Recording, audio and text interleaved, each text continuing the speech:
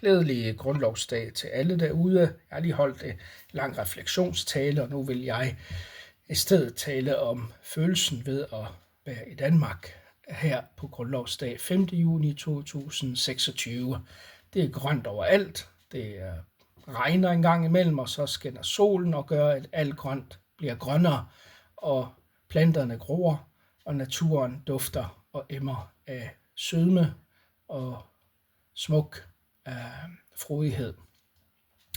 Det er et yndigt land, og det er et skønt land, og det har en dyb kultur, helt tilbage til Frejas Sale, som man synger, og Odin og Thor, og tanken om de store kæmper og vikingerne, og derfra til kongerne og adelsfolkene, de almindelige landarbejdsdanskere, folk der dyrkede jorden og sikrede, at landet bestod, de der kæmpede for den på grænsen, dem der skrev sange og salmer for landet og gjorde, at den fik sin ånd og følelse af at være sig selv, og at den dansker, der lever i dag, mærker sprogets effekt og betydning for ham eller hende. Den her dybe rodfæstethed, hvor man kan kigge 1000 år tilbage og se, at man har tilhørt et land, der har sin egen tradition, kultur, grænser. Ja, det har godt nok altså været skiftende i forhold til op- og nedture. Der har været statsbankerot og tysker ved porten, svenskernes konflikt med danskerne og danskernes overtagelse af det svenske, eller hvordan end man ser det. Og så er der nordmændene, Færøerne, grønlænderne ikke mindst. Den nation, der har været stor, en kolonialistisk nation, nærmest lige efter britterne, optaget øer i Vestindien, sendt forskere til Polarcirklen, taget ud på opdagelsesrejse sammen med biologer og folk, der har forsket i naturen, og kommet hjem med rapporter eller nedskrevet opfindelser, og selv lavet nogle opfindelser, og laboratorier for ny teknologi. En lille nation i geografi, men en stor nation i ånd, sådan føler man sig. Og det kommer af følelsen af at tilhøre Danmark, og der er flaget det her symbol, der selvfølgelig, som de andre skandinaviske flag, er ufattelig stærk og synlig i sin tilknytning til også den kristne religion. Det er ikke alle, der er enige i det, og heller ikke moderne danskere, der synes, at flaget repræsenterer dem som sådan. Det er et mere generelt symbol på, hvem de er. Altså det er landets flag og ikke religionsflag.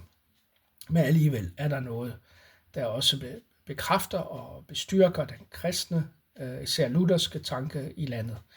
Og så er Danmark en del af følelsesregistret af livet, følelserne. Det er ikke alle de unge, der har det sådan vel og mærker det på den måde. Heller ikke alle de ældre, men den er der. Og det er det, der bliver påmindet om gang på gang, år efter år, på grundlovsdag 5. juni, hvor forskellige mennesker holder taler. Jeg holdt taler ved Venø nogle år tilbage. Nu er der ikke nogen, der inviterer mig til taler mere. Tak himlen for det. Men alligevel har jeg oplevet det, både at være taler, men også at være deltager. Og det er skønt at se noget fra begge sider. Og se Danmark fra alle dens kanter, for jeg har kørt det landet rundt. Jeg har simpelthen været næsten på alle veje, kroge i hele landet. Jeg har altid udnyttet muligheden for at være ude på landevejene, ude til de øde egne, hvis jeg er kommet til en større by eller skulle rejse. Så for eksempel er jeg blevet inviteret til Nordjylland og holde en tale eller besøge nogen, så har jeg udnyttet chancen for at køre af en rute op langs stranden eller ind gennem nogle landsbyer, som jeg ellers ikke ville være kommet igennem, og går turen over Fyn, jamen så tager man ruten over Nordfyn eller Sydfyn, opholder sig der lidt, kører lidt mellem markerne og landevejene og oplever landet helt ned i den detalje. Og så kan man ikke andet end at holde af det. Hold af folket i det, hold af roen, charmen, glæden, som er lige omkring en. Som min far sagde, jamen altså, da de rejste hjem efter Libanon-krigen sluttede, tog han min mor med, og så sagde han på et tidspunkt, ja, vi har forladt et paradis. Og selvfølgelig stabiliserede det gamle paradis sig jo ikke Libanon, som vi også føler for. Og hvad føler man så, når man er på grundlovsdag i Danmark og har boet i det i 20, 30, 40 år af sit liv, kan sproget næsten uden accent og føler, at man kan mærke det danske sprog. Man kan mærke digtene, sangene, ordene. I Danmark er jeg født, her har jeg hjemme. For altid vil Danmark være en del af mig, og der er et yndigt land, og så mange andre smukke ord om følelsen for landet. Hvad gør man? Man kan ikke andet end at acceptere og respektere og indse og erkende og anerkende sig selv som en del af en nation, selvom det ikke spejler sig i andres syn, og man ikke helt får den bekræftelse og anerkendelse af de oprindelige folk, der måske tror, man ikke har den tilknytning til landet eller den følelse for det. Så snart man har sproget på et dybere lag, så har man også følelsen meget, meget tæt ind til kroppen, tættere ind end mange tror. Og har man læst historien om landet og fulgt samfundsudvikling, så er man en del af det helt sikkert, og vil altid have følelser for det. Lige meget hvordan man vender og drejer det, selvom man kan hade sig selv i det, eller hade andres måder at være på, eller hade det fængsel, det kan skabe omkring en. Det er der ingen, der kan tage fra en. Ingen gang, når man er i tarvelige tider, ligesom jeg for eksempel er det selv nu, hvor jeg snakker fuldstændig isoleret, og ingen vil rigtig have mig nogen steder i almindelige arbejde eller jobs. Det giver selvfølgelig et had og en modreaktion i mig, som jeg tror vil være forståelig for rigtig mange mennesker, når de står i den situation og føler sig afvist. Men det forandrer ikke ved følelsen af, at man har en historie, en tilknytning, en opvækst, duften af græsset, når man har ligget på det, fodboldbanerne, når man har væltet sig over dem, og vennerne, når man har snakket med dem, eller pjattet, eller gået sammen ud på en tur, kommentarerne, og de ting, der bliver sagt til en, eller man siger til andre, som kun kan komme af noget dybtfølt, og en klang af det danske i sig selv. Og det er de følelser, jeg sidder med nu her, 5. juni 2006. Gamle Danmark skal bestå, og det håber jeg sandelig. Det har sine virtuose sider, og det har sine smukke charme, og det har sin styrke. Og jeg misunder på en god måde danskerne den rodfæstethed, de har haft gennem 1000 år. Det er jo ikke mange nationer i dag, der kan kigge tilbage til 1000 år og se en nogenlunde stabil udvikling. Landet har jo stort set været sig selv det meste af tiden. Jo, det blev krottet lidt i enderne her og der, og nogle gange har en ø her eller en grænse der været rykket. Men for det meste har landet som sådan været det land, vi også har været heldige at blive en del af i dag. Og det har haft sine kongerækker og sine traditioner i politik og i samfundsforhold og måder at være på, kultur og så videre. Det giver bare en dyb tryghed som nation, som et menneske, der føler, jamen man kan kigge tilbage. Jeg ved, der er mange danskere i dag i moderne tid, der ikke kigger så dybt tilbage. Jeg ikke forstår, hvad det betyder at kigge sådan på sig selv og landet. Men jeg siger til dem, jeg kan, at I bør altså værdsætte, at I har haft den ro. Selv under 2. verdenskrig var der relativ ro i landet. Og det gik hurtigt over. Og det er altså, og selv med tyskerne i 1864, og før det var det 56, eller sådan, hvor der var 2 konflikter med tyskerne, og der blev sendt soldater osv. I forhold til konflikterne i verden ellers, har det været overskueligt. Migrationerne begrænset, bankerotten hurtigt overkommet, situationen løst. Det giver bare noget, og jeg forstår godt stoltheden over det, og reaktionen mod de, der ikke vil det. Sådan vil jeg også have det. Sådan har jeg det også. Altså når jeg møder nogen, der tager sig eller opfører sig, som jeg også en gang imellem har gjort, eller nogen har gjort, også unge danskere, etniske, der tager sig mod deres eget land og sviner det til med dåser og med adfærd, så bliver jeg også rørt af det, fordi det er noget, vi alle sammen skal værne om. Så her på Grundlovsdag 5. juni 2026 er jeg i den tragikomiske situation at være ufattelig heldig at være i et trygt land med overskud og grønne marker og smukke træer og steder, man kan gå, og et sprog, jeg forstår helt ind til benet og helt ind til hjerteroden, og kan synge med på det, og kan digte med på det, og kan læse dens tanker i en form for glæde, og samtidig tragiske i at være så isoleret fra alt og alle i omgivelserne. Jeg forstår ikke mit lod lige der. Jeg forstår ikke mentaliteten helt omkring mig. Det er der en del af mine danske venner, der heller ikke gør.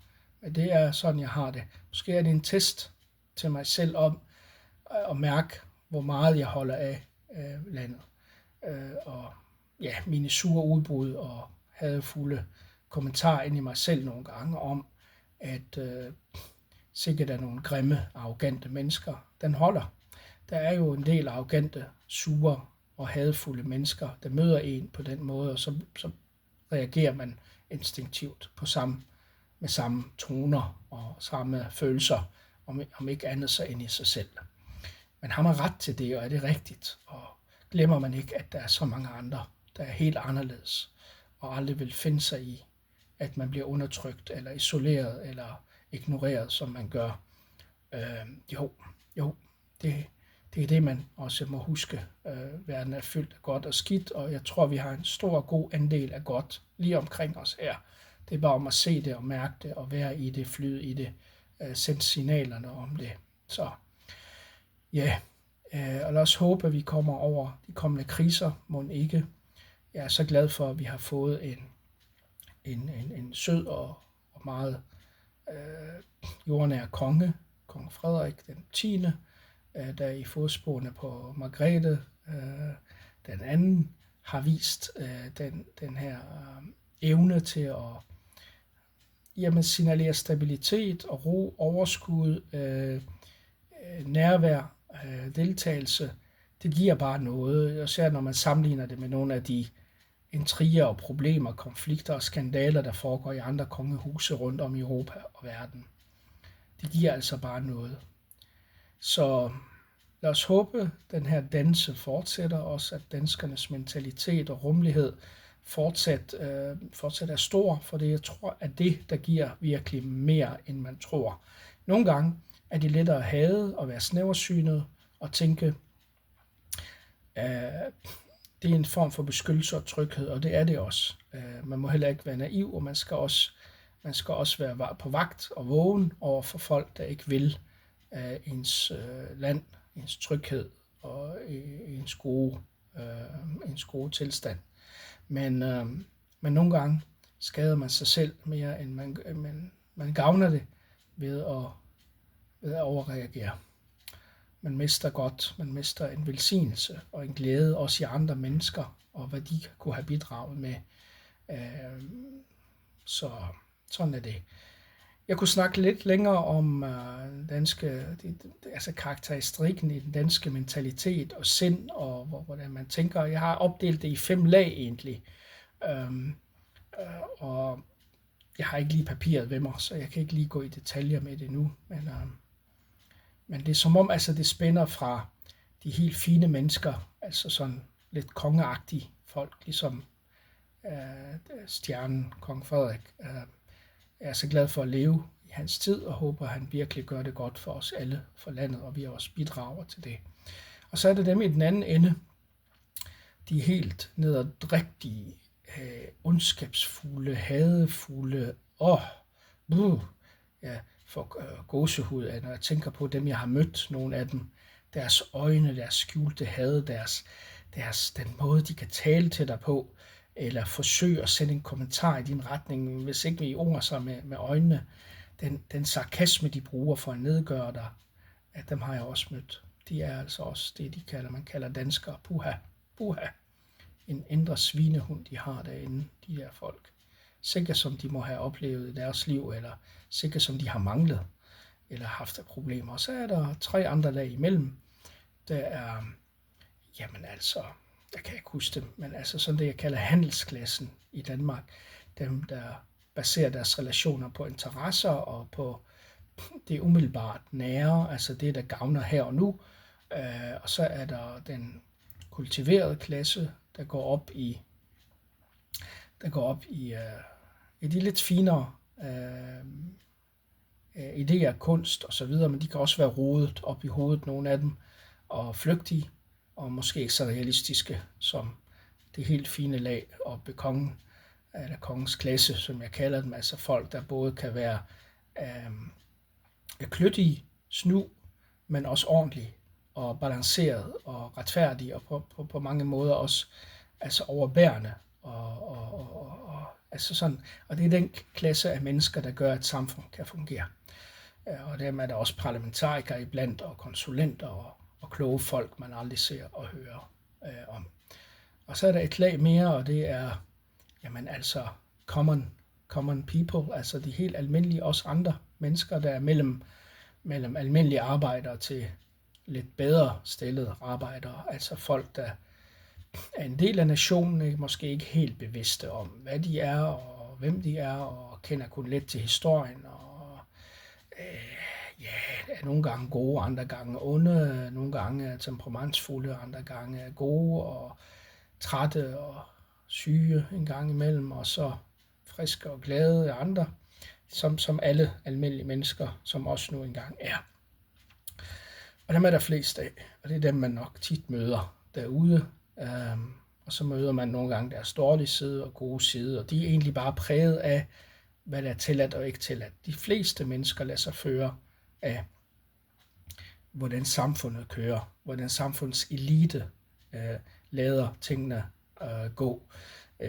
Og når de kan se, at samfundets elite tillader sig ditten og datten og snyderi og snylteri og lad os bare sige, de der parkeringsfirmaer, der bliver etableret, og staten ikke holder godt øje med, at de ikke forskrækker folk med deres møder og måder, de håndterer ting på. Jamen, når der sker så meget af det, og det bliver ved, og korruption breder sig, jamen, så bliver almenfolket jo også påvirket, og så tænker de, jamen alt er tilladt, eller hvorfor skal jeg tænke på de andre?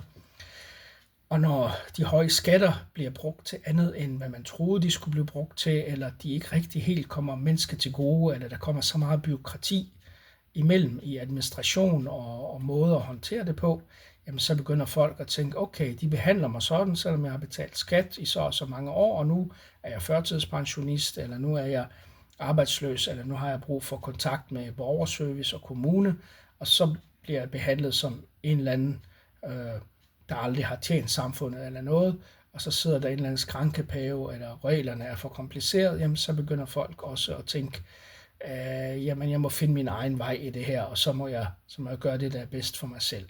Så den nære egoisme tager lidt over, hvis folk mærker, at det er den retning, samfundet tillader eliten og de bedste iblandt dem at gå. Og derfor er det her med, det har ikke, i mine øjne, det har ikke noget med hverken flag, sange eller kultur og væremåde, der gør, at samfund er rigt.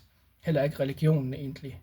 Jeg ved godt, det forskrækker mange mennesker at tænke sådan. De vil gerne tro, at det er Kristus' velsignelse, eller hvis du er hindu, Shivas eller Mohammeds, eller hvad du nu tror på, naturreligion. Men det er i virkeligheden korruption, der er helt essentielt nøglen til et godt samfund. Retfærdighed og antikorruption. Kan du få styr på, at folk føler sig retfærdigt behandlet? Retfærdigt betyder ikke lige behandlet, for det er ikke alle, der fortjener at få lige meget, eller blive taget imod på samme måde, for alle har forskellige vilkår og forhold. Og derfor er retfærdighed nøglen. Altså folk føler, om det er retfærdigt det her, det er balanceret og ordentligt. Jeg bliver ikke snydt, jeg bliver ikke undertrykt langt hen ad vejen. Og hvis jeg gør, så er der instanser, der hurtigt griber ind og retter op på fejlen. Ikke instanser, der tager flere år om at behandle en sag. Nej, staten, kongen, regeringen har altid øje for, at det skal gå lynhurtigt, både med klager og med retfærdighed sker fyldst, også mod dem, der måske har manipuleret eller undertrykt. Og den anden, det er korruption. Jo mere man kan holde styr på, rense ud i korruptionen og sørge for, at den er minimalt. Jeg tror ikke, man kan gøre den til 0, og der vil altid være korruption i alle samfund, sådan er mennesker, sådan er realismen, men det er de to nøgleord, der bygger samfundet. Så det er ikke bare grundloven i dens ord, eller følelsen af at være dansk, eller spilde blodet på markerne.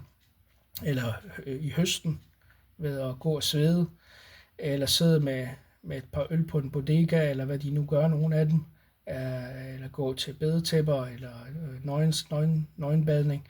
Det er essentielt, at eliten, dem der har magten, folk der har indflydelse, sørger for, at korruptionen altid er overvåget. Det er det, journalismen har været til for. Vagthundene i samfundet, især demokratiet, fordi det er så sårbart og åbent.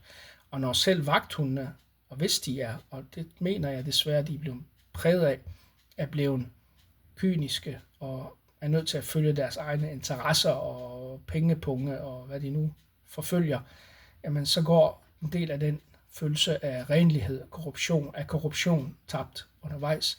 Så sker forandringen i almenvældet i folket, som gør, at tendensen til middelmådig nederdrægtighed, forskelsbehandling, at putte i egen lommer, den bliver større. Og derfor kan man også mærke forskellen, hvis man laver undersøgelser fra generationer, hvor der er lav korruption, og generationer, hvor der er høj korruption. Generationer, hvor eliten sørger for retfærdighed, ordentlighed, og hvor de ikke gør.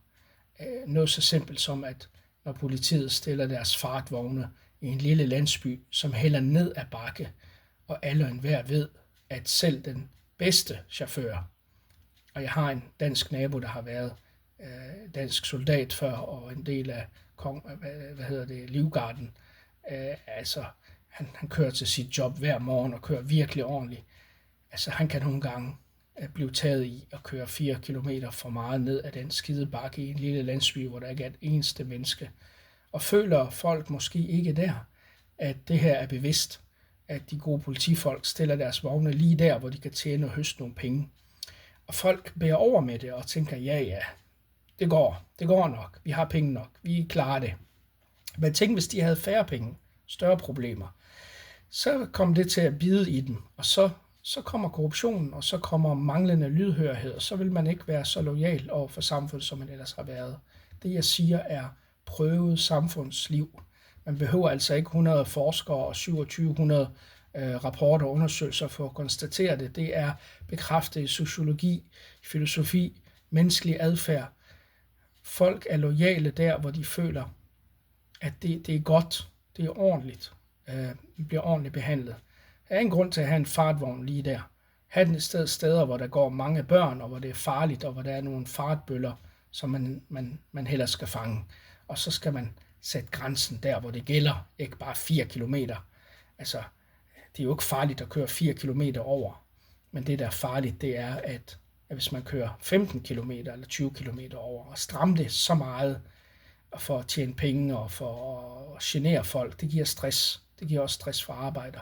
Der er meget, man kan snakke om. Der er virkelig meget, man kan snakke om. Tag Folketingets måde at køre på. Jeg skulle snakke følelser om min tilknytning til Danmark, og ikke kritik af det etablerede. Men det er en side ved Danmark, jeg altid har kunne lide. Man lærer at være kritisk over for sig selv, samfund, magtinstanser og i politik at stille kritiske spørgsmål. Og det gør også, at et samfund kan holde sig selv oppe, fordi de må bære over med at tolerere, at man er kritisk. Der kommer ikke nogen og slæber ind i fængsel lige efter man har sagt noget, fordi det er en del af den måde, man holder samfundet godt og rent og vågen på. Det er, at folk kan kritisere, også især magthavere, folk med stor indflydelse, og de kan blive afsløret, hvis de laver korruption. Men det er ikke helt, det holder stik til nu det sidste folketingsvalg. Sikkert et cirkus med den ene, der sælger cannabis, og den anden, der ikke bor i landet, og den tredje, der har adresse et andet sted, og den fjerde, der var inde i partiet, man er ude af partiet, og stemmerne ikke blev talt, og så det er et rod, kan man sige. Så der er sket noget med niveauet, det synker lidt nogle gange. Så retter det sig formentlig op, fordi man så lytter til kritiske stemmer, som mine her, der kun vil landet alt godt, og folket alt godt, for det også mit eget gode. Det afhænger af. Jeg har ikke brug for flere flugter, vel, og heller ikke min familie, fra steder, der er korrupte, og ender i krig og ballade og problemer og inflation og alt det der. Så vi bør alle være taknemmelige for det her dejlige land med overskud, med lydhørhed, med evne til at forske, med det grønne. Hvis vi alle passer vores, og lader være med at smide skrald, og passer på gaden og vejen og hinanden, og passer på naboerne, også kritisk, jamen så bevarer vi også i fællesskab landet Så tusind tak for det Danmark og det har givet, og have en god grundlovsdag.